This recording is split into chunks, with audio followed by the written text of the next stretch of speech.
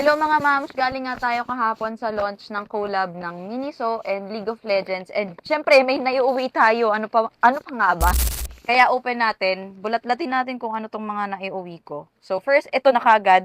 Itong Timo na pillow.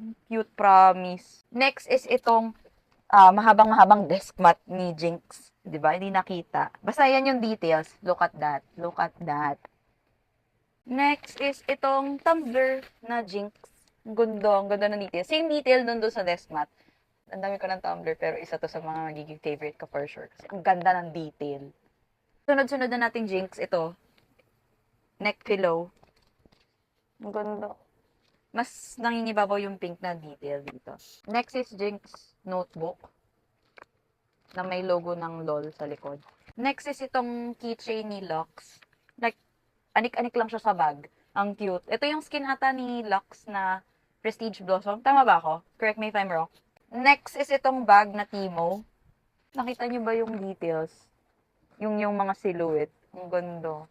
Kasi may print ng Timo and this one. This is well thought of yung design. Then, another Timo bag. Ayan yung tote bag. Next is itong doormat. Ano ba yun? Floor mat rather. Floor mat na Timo din. Same design nung dun sa bag, but it's still so cute. Parang ayoko naman tong tapak-tapakan. Parang hindi ko siya gagawing doormat. And kung gusto niyo tong mga item na to, pumunta na kayo sa Miniso, bumili na kayo kasi baka maubusan kayo. Bye-bye! Bye-bye!